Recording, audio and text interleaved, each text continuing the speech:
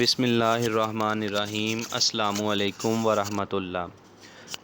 Dear students, welcome to 8th class English. I am your teacher Irtiza Ahmed from Muslim Schools Shekhupura. Today we are going to start lecture number 6, which includes chapter number 4, an exhibition. In the today's session we will translate the whole chapter into Urdu. Also we will see the difficult words and their meanings into Urdu, and in the end I will assign you your homework.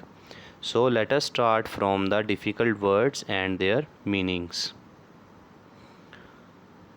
First word is collection. Meaning है मजमुआ या ज़ख़ीरा. दूसरा word है hobby. Meaning है मशगला. तीसरा word है childhood. Meaning है बचपन. चौथा वर्ड है एप्रिशिएटेड. मीनिंग है सराहा. चूँकि ये लफ्ज़ पास्ट फॉर्म में है इसलिए मीनिंग भी पास्ट फॉर्म में है. सराहने का मतलब है किसी की अच्छी बात या अच्छी चीज़ पर उसकी तारीफ़ करना. पांचवा वर्ड है प्रोबेबली. मीनिंग है शायद, मुमकिना तौर पर.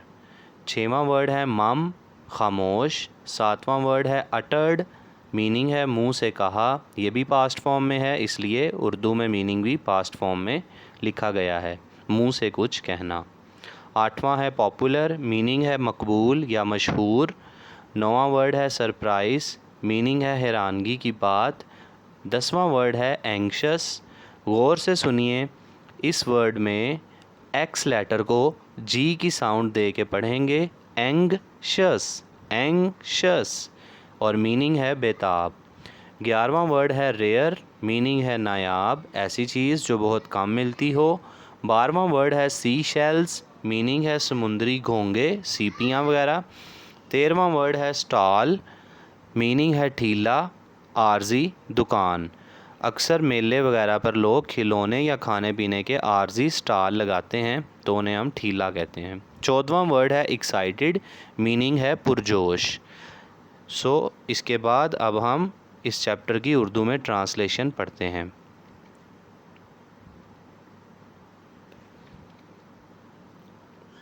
Mister Qazi was standing before his class. Mister Qazi अपनी जमात के सामने खड़े थे. Mister Qazi asked. Mister Qazi ने पूछा. Did you enjoy exhibition yesterday. क्या कल आप लोगों ने नुमाइश से लुत्फ़ उठाया या आप लोग नुमाइश से लुत्फ़अंदोज़ हुए. All hands went up to say yes. सारे हाथ हाँ कहने के लिए ऊपर उठ गए, ऊपर चले गए, यानी हाथ ऊपर उठ गए. गुड, बहुत खूब. सेड मिस्टर काजी. मिस्टर काजी ने कहा. What did you like best in the exhibition Akbar. Akbar, तुमने नुमाइश में सबसे ज़्यादा क्या पसंद किया. Akbar stood up. अकबर खड़ा हुआ. एंड सेड, और बोला. I liked paintings the best sir. Sir, मैंने तस्वीर को सबसे ज़्यादा पसंद किया. They looked so beautiful. वो बहुत खूबसूरत दिखाई देती थीं. Why did you like the paintings Akbar. Akbar, तुमने तस्वीर को क्यों पसंद किया. Akbar, painting is my hobby. तस्वीर कशी या मुसव्वरी मेरा मशगला है. And I have a good collection of paintings. और मेरे पास तस्वीर की एक अच्छा ज़ख़ीरा मौजूद है. ऑफ माई ओन, मेरी ख़ुद की बनाई हुई. And I have a good collection of paintings of my own. और मेरे पास अपनी ख़ुद की बनाई हुई तस्वीर की एक अच्छी तादाद मौजूद है, एक अच्छा ज़ख़ीरा मौजूद है. Rizwan stood up next. इसके बाद रिजवान खड़ा हुआ. I liked the rocks best. मुझे सबसे ज़्यादा पत्थर पसंद आए. यू सी, आप जानते हैं. I collect rocks too. मैं पत्थर जमा भी करता हूँ. कलेक्ट का मतलब जमा करना. I have been doing so. मैं ऐसा करता आ रहा हूँ, यानी मैं काफ़ी अरसे से पत्थर इकट्ठे करता आ रहा हूँ. सिंस माई चाइल्डहुड, और आगे उन्होंने वो अरसा बताया है कब से इकट्ठे करता आ रहा है, अपने बचपन से। I have been doing so since my childhood, मैं अपने बचपन से ऐसा करता आ रहा हूँ। क्या करता आ रहा है? पत्थरों को इकट्ठा करना। इट्स माई हॉबी, ये मेरा मशगला है। बट द रॉक्स देयर, लेकिन जो पत्थर वहाँ थे, वहाँ कहाँ पर? नुमाइश में। I had never seen before, वो मैंने अब से पहले नहीं देखे थे। मिस्टर काजी अप्रिशिएटेड रिजवान्स रिस्पॉन्स, मिस्टर काजी रिजवान के जवाब को सराहते हैं, रिजवान के जवाब की तारीफ़ करते हैं। द रीज़न इज़ दैट, वजह ये है कि the rocks in the exhibition, नुमाइश में जो पत्थर थे, had come from all over the world, वो सारी दुनिया से आए हुए थे। And the rocks that you have in your collection, और जो पत्थर तुम्हारे पास तुम्हारे ज़ख़ीरे में मौजूद हैं, वर प्रोबेबली, वो मुमकिना तौर पर थे, फाउंड, ढूंढे हुए, नियर योर ओन हाउस, तुम्हारे अपने घर के करीब से। और जो पत्थर तुम्हारे पास तुम्हारे ज़ख़ीरे में हैं, वो मुमकिना तौर पर तुम्हारे घर के करीब से कहीं से ढूंढे हुए थे। Everybody in the class said one thing और द अदर, जमात में हर किसी ने कुछ ना कुछ कहा। बट वन बॉय सैट मम, मगर एक लड़का खामोश बैठा था। ऑल द टाइम, सारा वक़्त। He had not uttered a word, उसने एक लफ्ज़ तक नहीं बोला था, उसने मुंह से एक लफ्ज़ तक ना निकाला था। ऑल दिस वाइल, इस सारे बातचीत के दौरान। What's wrong with you today Salim, Salim आज तुम्हारे साथ क्या मसला है? Said mister Qazi to this boy, mister Qazi ने इस लड़के से कहा। You have not spoken today, आज तुम नहीं बोले हो, आज तुमने बात नहीं की है। Didn't you like anything in the exhibition, क्या तुम्हें नुमाइश में कुछ भी पसंद नहीं आया? सलीम सेड, सलीम बोला, I have been collecting stamps, मैं टिकटें इकट्ठी करता आ रहा हूँ। For quite some time now, और उसको इकट्ठी करते हुए मुझे अब काफ़ी अरसा हो चुका है। और बामुहावरा तर्जमा करेंगे कि अब मुझे टिकटें इकट्ठे करते हुए काफ़ी वक्त गुज़र गया है। And I did not see stamps in the exhibition, और मैंने नुमाइश में कहीं भी टिकटें नहीं देखी। Mister Qazi said, mister Qazi ने कहा, येस यू आर राइट, हाँ तुम ठीक हो। There was no stall of stamps there, वहाँ पर टिकटों का कोई ठेला ना था। It's a very popular hobby, ये एक बड़ा मशहूर मशगला है। Mister Qazi said, mister Qazi ने कहा, I have a surprise for all of you, मेरे पास तुम सब के लिए एक हैरान कर देने वाली बात है, या एक हैरान कुन बात है। एवरीबडी लुक्ड एंक्शस, हर कोई बेताब दिखाई दिया। Let's have an exhibition at school, आइए स्कूल में एक नुमाइश का एहतमाम करते हैं। And let everyone bring his own collection, और हर कोई अपनी ज़ख़ीरा की हुई चीज़ें लाए।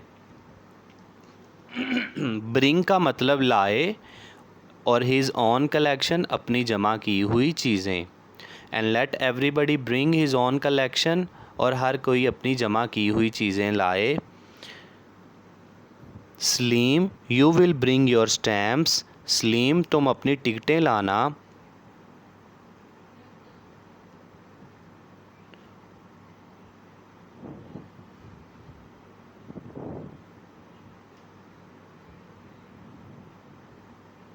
विल यू, क्या तुम लाओगे? Yes sir said Salim, Salim ने कहा, जी sir. Mister Qazi then asked the class, फिर मिस्टर काजी ने जमात से पूछा, if they had a hobby, क्या उनका कोई मशगला है, आया कि उनका कोई मशगला है। Sadiq, sir I have been collecting pictures of great leaders, sir मैं अजीम रहनुमाओं की तस्वीरें इकट्ठी करता आ रहा हूँ। I will bring my collection of pictures, और मैं अपनी तस्वीर का मजमुआ लाऊंगा।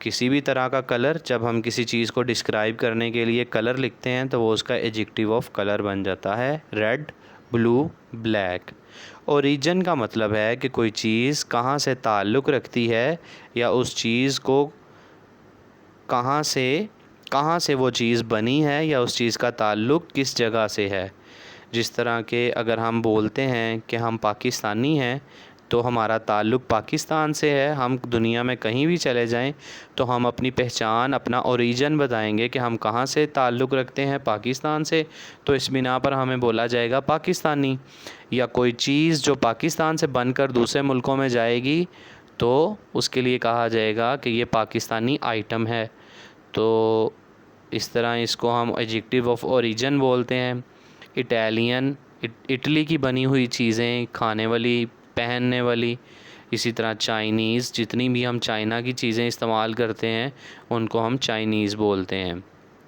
और 8वें नंबर पर है मटेरियल, यानी कोई चीज़ किस मटेरियल से, किस मादे से बनी है, ये भी उसका एडजेक्टिव ऑफ मटेरियल कहलाता है। वुडन, अगर कोई चीज़ जैसे फ़र्नीचर है, दरवाज़े हैं, वो लकड़ी से बनते हैं तो अगर हम कहें कि this chair is made of wood या it is a wooden chair, ये एक लकड़ी की कुर्सी है, तो ये उसका एडजेक्टिव ऑफ मटेरियल कहलाता है। इसी तरह मेटालिक, यानी किसी भी मेटल की बनी हुई चीज़, चाहे वो लोहा हो, चाहे वो सोने की बनी हुई हो, चांदी की हो, या किसी भी किस्म की मेटल की चीज़, वो उसका मेटालिक होगी। और प्लास्टिक की बनी हुई चीज़ को प्लास्टिक कहा जाएगा।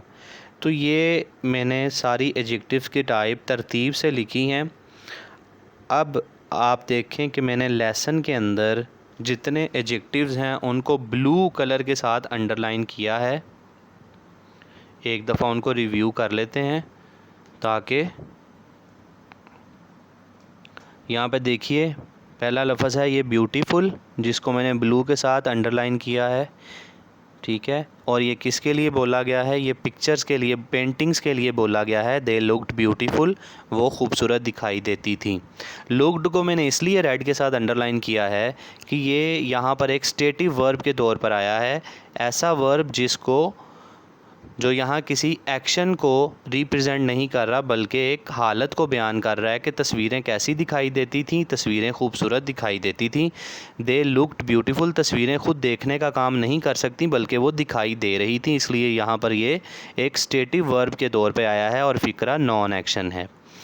इस तरह गुड को मैंने अंडरलाइन किया है, ये कलेक्शन को क्वालिफाई कर रहा है, यानी मेरे पास तस्वीर की एक अच्छी कलेक्शन मौजूद है। इसके अलावा और एडजेक्टिव्स,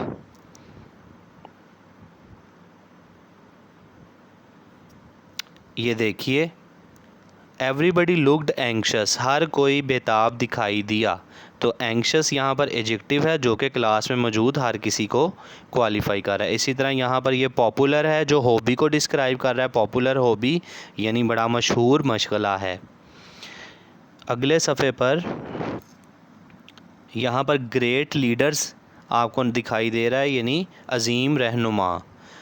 तो ग्रेट जो है वो लीडर नाउन को क्वालिफाई कर रहा है। इसी तरह coins are very rare, rare का मतलब है नायाब, और ये लफ्ज़ कॉइन्स को क्वालिफाई कर रहा है। इसी तरह यहाँ पर अदर कंट्रीज़, ये अदर लफ्ज़ कंट्रीज़ को क्वालिफाई कर रहा है, यानी उसकी डिटेल में इजाफ़ा कर रहा है। इसी तरह यहाँ पर बिग लफ्ज़ है जो कलेक्शन को क्वालिफाई कर रहा है, यानी बहुत बड़ा ज़ख़ीरा।